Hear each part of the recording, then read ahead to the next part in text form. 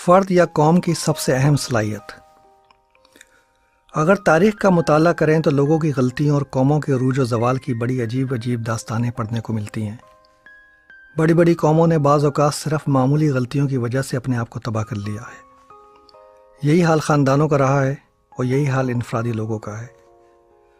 کیا آپ نے کبھی سوچا ہے کہ کسی بھی فرد یا قوم کی سب سے اہم خوبی یا صلاحیت کیا ہے؟ کیا یہ کہ وہ بہادر ہو، اعلیٰ تعلیم یافتہ ہو، ٹیکنالوجی میں آگے ہو، عبادت گزار ہو، ایماندار ہو، امن پسند ہو، مخلص ہو یا محنتی ہو؟ تاریخ ہمیں یہ بتاتی ہے کہ ان میں سے کوئی بھی خوبی کسی بھی فرد یا قوم کی سب سے اہم خوبی یا صلاحیت نہیں ہے۔ لوگوں نے یا قوموں نے ان تمام صلاحیتوں کے باوجود اپنے آپ کو تباہ کر لیا ہے۔ کسی بھی فرد یا قوم کی سب سے اہم خوبی یا صلاحیت اس بات کا شعور ہے کہ کون سا راستہ اس کو کامیابی کی طرف اور کون سا اس کو تباہی کی طرف لے جاتا ہے۔ اس شعور کے بغیر تمام صلاحیتوں کے ہونے کے باوجود ایک اعلیٰ تعلیم یافتہ شخص یا ایک مخلص مذہبی لیڈر خود کو یا اپنی قوم کو اور تیزی کے ساتھ تباہی کی طرف لے جاتا ہے۔ اس بات کو سمجھنے کے لیے ہمیں تاریخ کا مطالعہ کرنا پڑے گا اور یہ سیکھنا پڑے گا کہ قوموں نے کیا غلطیاں کی اور ان غلطیوں کی ان کو کیا قیمت ادا کرنی پڑی۔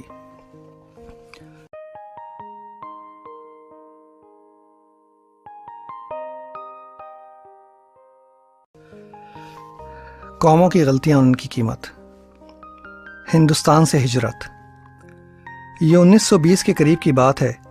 اس زمانے میں مسلمان علماء میں یہ بحث چل رہی تھی کہ مسلمانوں کو ہندوستان میں رہنا چاہیے یا کافروں کے اس ملک سے ہجرت کر جانی چاہیے۔ چنانچہ دو علماء نے یہ فتویٰ جاری کیا کہ مسلمانوں کو ہندوستان سے ہجرت کر جانا چاہیے۔ اس فتوے کی وجہ سے ہزاروں مسلمان خاندانوں نے اپنی جائیدادیں اور مکانات کو بیچا اور وہ جو سامان اپنے ساتھ لے جا سکتے تھے وہ اس کو لے کر وہ افغانستان کی طرف ہجرت کر گئے۔ ان میں وہ لوگ بھی تھے جو ہندوستان میں معاشی طور پہ پریشان تھے۔ ان لوگوں میں بہت سے ان پڑھ کاشتکار تھے۔ یہ خیال کرتے ہوئے کہ افغانستان میں شاید ان کی زندگی بدل جائے، وہ اس ہجرت تحریک میں شامل ہوئے تھے۔ افغانستان پہنچ کر ان لوگوں کو اندازہ ہوا کہ افغانستان اس وقت بھی ترقی کے لحاظ سے ہندوستان سے بہت پیچھے تھا۔ دور دور تک پوسٹ آفس نہیں تھے اور لکھنے کے لیے کاغذ بہت مشکل سے ملتا تھا۔ وہاں ان کی اتنی حالت خراب ہو گئی کہ ان کو روٹی اور کھانا خریدنے کے لیے اپنا سامان تک بیچنا پڑ گیا، جس کی ان کو آدھی قیمت بھی نہ مل سکی۔ ہزاروں لوگ سفر کی مشکلات کی وجہ سے زندگی سے ہاتھ دھو بیٹھے۔ خیموں میں قیام کرنے کی وجہ سے بیچاری پردہ پوش خواتین کو سخت مشکلات کا سامنا کرنا پڑا اور اس طرح یہ تحریک ہزاروں خاندانوں کو تباہ و برباد کر کے ختم ہوئی۔ خاص بات یہ ہے کہ جن علماء نے یہ فتویٰ جاری کیا تھا انہوں نے خود ہجرت نہیں کی۔ ایک اور دلچسپ بات یہ ہے کہ مولانا ابوالکلام آزاد نے، جنہوں نے 1920 میں ہجرت کرنے کا فتویٰ جاری کیا تھا، 1947 میں مسلمانوں کی پاکستان کی طرف ہجرت کی شدت سے مخالفت کی۔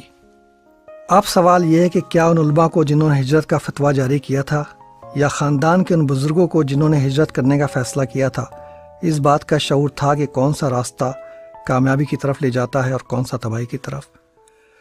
ایک اور اہم سوال یہ ہے کہ ان ہزاروں خاندانوں کی تباہی کا ذمہ دار کون ہے؟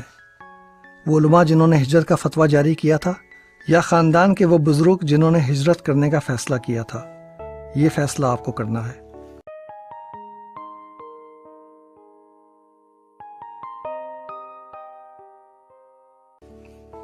جرمن اور جاپان قوموں کی غلطی۔ دوسری جنگ عظیم جرمن قوم نے ہٹلر کی قیادت میں شروع کی تھی۔ یہ 1939 کی بات ہے۔ جرمن قوم کو اس جنگ کی طرف مائل کرنے کے لیے ہٹلر نے کتاب میری جدوجہد لکھی تھی۔ اس کتاب میں اس نے قوموں کو 3 گروہوں میں تقسیم کیا تھا۔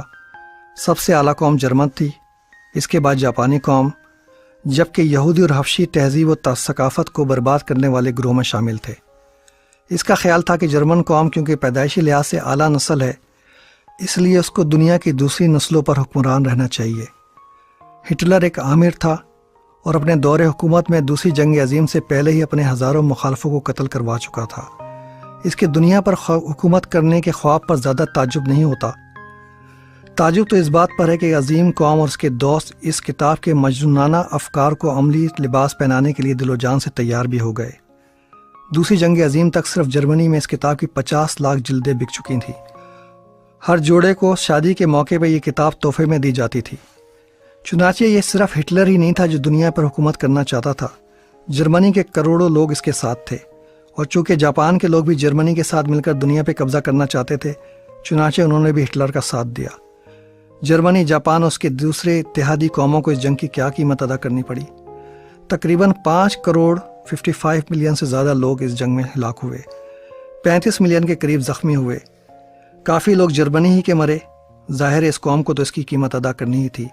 اس کے علاوہ جاپان بھی ایٹم بم گرنے کی وجہ سے بری طرح تباہ ہو گیا۔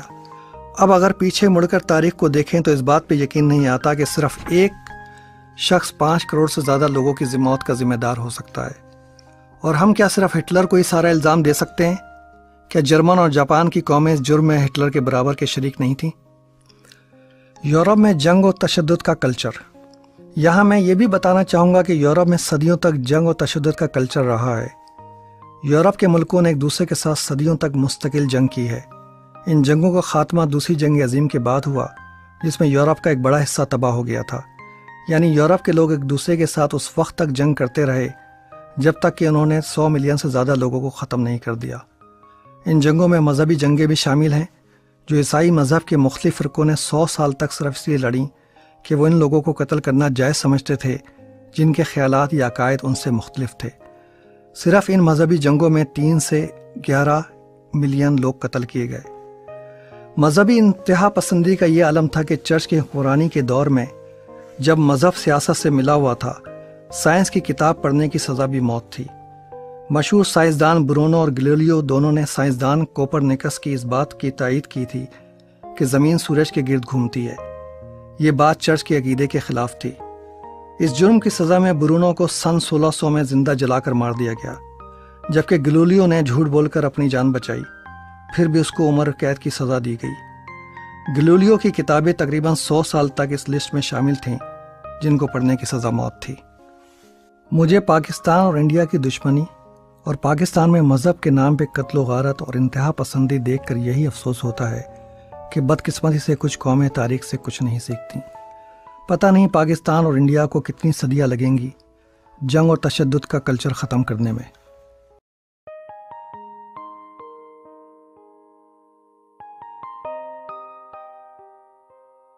پاکستان میں جاگیرداری نظام اور فیڈرل شریعت کورٹ۔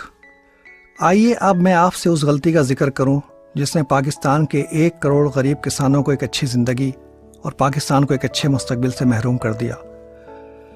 1977 میں ذوالفقار علی بھٹو کی حکومت نے جاگیرداری نظام ختم کرنے کے لیے قانون پاس کیا تھا، جس کے مطابق کوئی زمیندار 100 ایکڑ پانی والی اور 200 ایکڑ بغیر پانی والی زمین سے زیادہ نہیں رکھ سکتا تھا۔ اس قانون کا مقصد بڑے کسانوں سے زمین لے کر غریب کسانوں میں بانٹنا تھا۔ یاد رہے کہ بڑے بڑے جاگیرداروں کو زمینیں انگریز نے دی تھیں تاکہ وہ ان کو فوجی مہیا کر سکیں اور ان کی حکومت ہندوستان میں قائم رکھنے میں مدد دیں۔ جب ملٹری ڈکٹیٹر ضیاء الحق نے اسلامی شریعت کوڈ بنائی تو بڑے بڑے زمینداروں کو، جن میں مذہبی ادارے بھی شامل تھے، یہ موقع مل گیا کہ وہ اس قانون کو غیر اسلامی قرار دے کر ختم کروا دیں۔ چنانچہ اس قانون کے خلاف مقدمے دائر کیے گئے۔ 1980 میں فیڈرل شریعت کورٹ نے فیصلہ کیا کہ یہ قانون اسلام کے خلاف نہیں ہے۔ اس فیصلے کے خلاف اپیل کی گئی اور فیڈرل شریعت کورٹ کی اپیلیٹ بینچ نے 1989 میں یہ فیصلہ کیا کہ جاگیرداری کو ختم کرنا غیر اسلامی ہے۔ چنانچہ 2 مفتی علماء اور ایک مذہبی جج کے فیصلے کی وجہ سے پاکستان سے جاگیرداری نظام نہیں ختم ہو سکا اور 1 کروڑ سے زیادہ کسان ایک اچھی زندگی گزارنے سے محروم کر دیے گئے۔ بینچ میں شامل 5 میں سے 2 جج اس فیصلے کے خلاف تھے، جبکہ اب جماعت اسلامی بھی یہ سمجھتی ہے کہ جاگیرداری کو ختم کرنا غیر اسلامی نہیں ہے بلکہ اس کو ختم کرنا چاہیے۔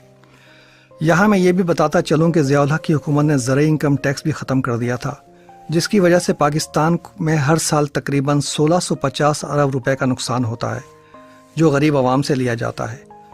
اب آپ لوگ یہ بتائیے کہ جاگیردارانہ نظام جو کہ تمام ترقی یافتہ ملکوں میں سینکڑوں سال پہلے ختم کیا جا چکا ہے، اور انڈیا اور مشرقی پاکستان جو کہ اب بنگلہ دیش ہے میں بھی تقریباً 60 سال پہلے ختم ہو چکا ہے، اس کو پاکستان میں اب تک قائم رکھنے کی ذمہ داری کس پر ہے؟ ضیاء الحق پر، یا فیڈرل شریعت کورٹ کے 3 ججوں پر، یا پھر پاکستانی عوام پر جس نے ضیاء الحق اور فیڈرل شریعت کورٹ کو ایسا کرنے دیا؟ کتاب انقلاب 2000 کیا پاکستانی کامیابی کی قیمت ادا کرنے کے لیے تیار ہے؟ پڑھنے کے لیے getup.org.pk وزٹ کیجیے۔